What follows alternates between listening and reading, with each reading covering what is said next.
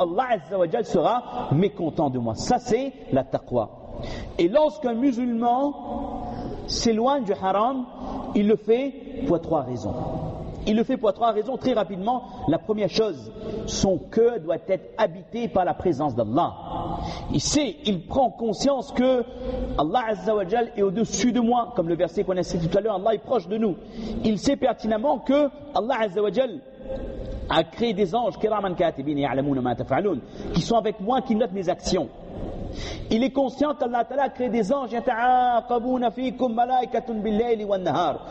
Ta'ala crée des groupes d'anges qui se relaient le matin et le soir et qui rapportent à Allah qu'est-ce que Mohammed, Ishaq, Yaqub, Abdullah, Imran, qu'est-ce que chaque personne, Fatima, Aïcha, qu'est-ce qu'ils ont fait le matin jusqu'au soir, et l'autre groupe d'anges rapporte à Allah qu'est-ce qu'il a fait du soir jusqu'au matin. Et Allah il sait à l'avance, il sait mieux. Mais c'est comme ça qu'Allah a organisé la création.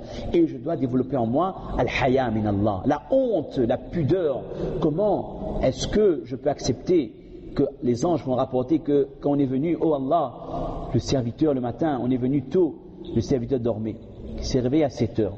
À 7 heures, il s'est réveillé, il est parti faire, il est parti travailler, rechercher sa subsistance, même halal, mais qui ne s'est pas prosterné devant toi. Comment est-ce que je peux me permettre, pour une dame, que les anges, tous les jours, depuis que je suis Baalira, jusqu'à ma mort, quand ils remontent au ciel, ils font le rapport avec Allah et disent que, oh Allah, j'ai trouvé Fatima, Aïcha, Mariam, elle est sortie, elle est partie travailler, elle n'a pas respecté tes ordres, oh Allah, de couvrir ses cheveux, de s'habiller de manière pudique. Comment est-ce que je peux cumuler des jours avec ces prises de conscience que tous les jours Allah Ta'ala entend des rapports aussi négatifs sur moi et que c'est devant lui que je vais me présenter un jour?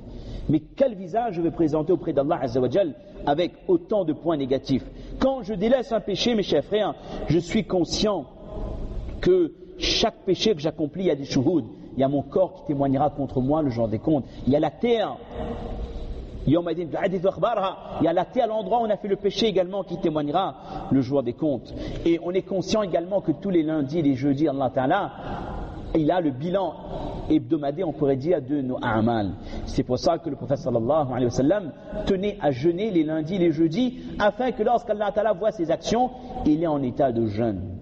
Et ça c'est Nabiullah, celui qui ne faisait pas de péché. C'est-à-dire que le musulman, il doit prendre conscience de ça. Si on est conscient de tout ça, là, assurément, quand on a affaire à un péché, à une tentation, on va se rétracter. Parce que je vais imaginer tous les paramètres qu'on vient de citer et qui seront rapportés à Allah Azza wa Jal. Et en finalité, je me dis, j'ai honte. Je peux pas me permettre d'être dans la désobéissance d'Allah du matin au soir. La deuxième pensée qui doit venir de mon cœur lorsque je suis face au haram. Parce que si j'abandonne le haram parce que c'est haram, tout simplement, à un moment donné, je vais le faire. Si je ne fais pas parce que mon islam va dire il n'est pas bon, à un moment donné mes amis vont m'inviter, à un moment donné je vais être tellement tenté, je vais faire 1 pas, 2 pas, je risque de sombrer. Le musulman intelligent, c'est celui qui s'éloigne du haram avec prise de conscience. Il sait pourquoi il ne le fait pas. Contrairement à celui qui ne fait pas parce que c'est comme ça. On ne fait pas, c'est pas qu'on s'éloigne de quelque chose parce que c'est comme ça. C'est Allah l'a décrété haram pour telle raison. Et donc avec cette première prise de conscience, on comprend pourquoi on s'éloigne du haram. La deuxième chose qu'on doit développer dans notre cœur pour s'éloigner du haram, c'est le muraqabatullah, la pensée permanente d'Allah Azza wa Jal. Pardon, pas le muraqabatullah, le ihtisab, la conviction qu'Allah rétribue. Quand un musulman abandonne un péché, c'est une action qui est aimée par Allah. Et le prophète dit que celui qui délaisse quelque chose pour Allah, Allah Ta'ala lui accorde quelque chose de mieux. Et les commentateurs disent que quand un musulman a la possibilité de faire un péché, il ne le fait pas parce qu'il y a des gens qui vous regardent, pas parce qu'il y a des gens qui vont parler sur vous, pas parce que, uniquement par amour et par crainte d'Allah, Allah Ta'ala lui accorde une qualité qui est extrêmement rare. C'est le halawatul iman, la douceur de la foi. La douceur de la foi, c'est quoi? C'est qu'à chaque fois que je me connecte avec Allah, je fais les ibadah, je ressens un plaisir indescriptible. Et si j'ai cette qualité, ben je vais concrétiser la première qualité. Je vais savoir comment éprouver du plaisir quand je fais la salat, quand je me présente devant Allah subhanahu wa ta'ala. Et troisièmement et dernier point, lorsque je suis face à un péché, je dois l'abandonner pour faire partie des gens qui s'éloignent de l'interdit. Je dois être bien conscient que Shaitan est mon pire ennemi. Chose qu'on avait déjà citée il y a 2 ans ici, au même endroit, subhanallah, les mêmes versets, mais c'était un rappel pour nous, qu'Allah Ta'ala nous met en garde. Attention, oh Ibn Adam, oh être humain, Ya Ibn Adam, Ya Bani Adam, La yaftinannakum Shaitan. Attention que Shaitan ne vous détourne pas du droit chemin. Comme il a exclu, il a fait sortir Adam alayhi salam, votre père, du paradis. Il a détourné Adam alayhi salam du droit chemin. Il l'a induit en erreur. Et Shaitan, son travail, c'est d'induire la totalité de la création en erreur. Donc Allah Azza wa Jal met en garde l'être humain. Et Allah Ta'ala nous met en garde également que Shaitan, lorsqu'il a été chassé du ciel, il a dit « Qala Rabbi fanzirni ila yawmi » il a demandé à Allah de lui accorder un délai. Il dit, oh Allah, je ne veux pas mourir. Shaitan a demandé à Allah de le préserver de la mort. Pas parce qu'il veut jouir des biens de ce monde. Shaitan crée de feu. Il n'y a rien qui lui procure du plaisir. Shaitan, il sait qu'il est condamné. En finalité, il ira dans le Jahannam. Donc, il n'a pas d'espoir, lui, Shaitan. Il a demandé à Allah de ne pas mourir pour essayer de travailler, de mener à bien la mission qui s'est fixée, de détourner un maximum d'êtres humains du droit chemin. Et Allah Ta'ala lui a accordé Allah Ta'ala lui a accordé le délai qu'il a demandé. Allah Ta'ala nous met également en garde que Shaitan, c'est votre pire ennemi. C'est votre dushman, votre pire ennemi. Prenez-le comme un ennemi. Et Allah Ta'ala nous rappelle également, c'est quoi l'objectif de Shaitan? Quand Shaitan, il arrive à convaincre un jeune qui a 17 ans, qui demain aura 18 ans, qui dit voilà, maintenant tu es majeur, on va t'accepter en boîte. Maintenant tu peux entrer, tu peux acheter de l'alcool. Quand Shaitan il arrive à convaincre un jeune musulman d'aller dans ces endroits, est-ce que le but de Shaitan c'est de lui permettre de s'amuser?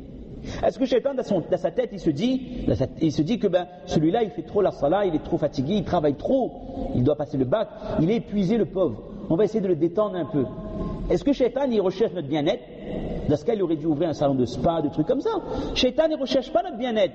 Quand il nous amène vers ces endroits, c'est pas pour nous faire goûter les plaisirs de ce monde. Il n'a rien à faire qu'on soit heureux ou malheureux, malade ou en bonne santé. Shaitan, il aimerait qu'on goûte au péché, au plaisir haram, illicite, afin qu'on y prenne goût, afin qu'on devienne dépendant de ça, afin qu'on grandisse dans le péché.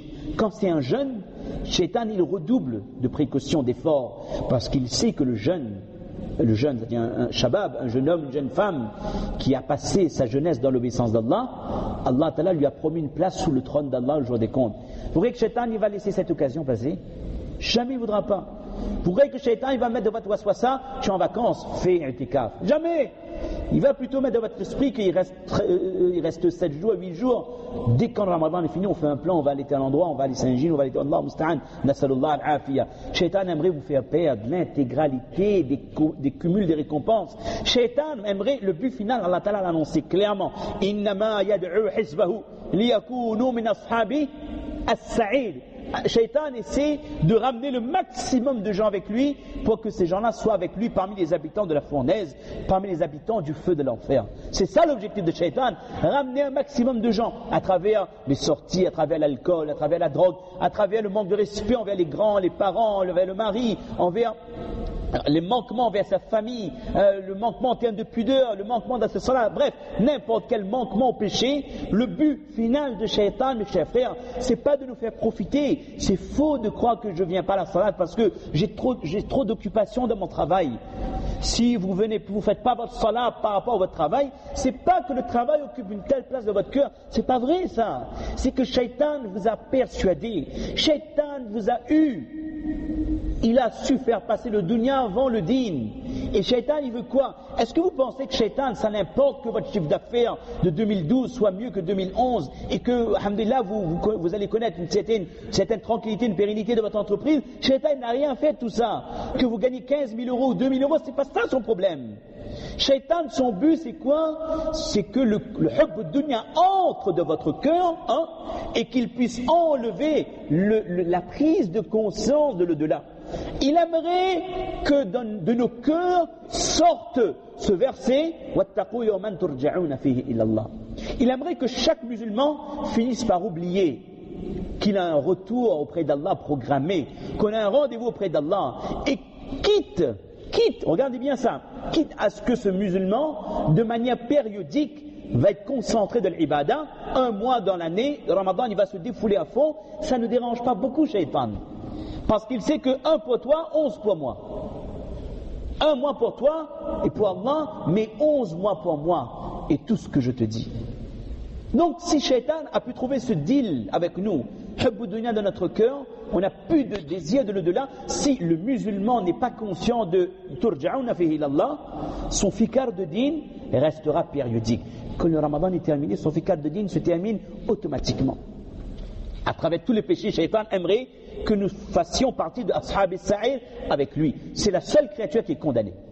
Et il aimerait qu'on soit avec lui dans le feu de l'enfer. Et Allah Azza wa Jal finit parmi les mises en garde. Allah nous décrit une scène, ça c'est incroyable ça, une scène du futur que personne ne peut imaginer. Quand les gens de l'enfer seront dans l'enfer et que c'est fini. C'est ce verset qu'on avait cité il y a quelque temps. Quand Shaitan sera dans le Jahannam et qu'avec lui il y aura toutes les personnes qu'il a pu induire en erreur. Et que les gens ils regardent Shaitan, Iblis, et les gens vont reconnaître Shaitan. Ils vont reconnaître que c'est lui qui nous donnait des tentations et tout. Et Shaitan va dire à ces gens,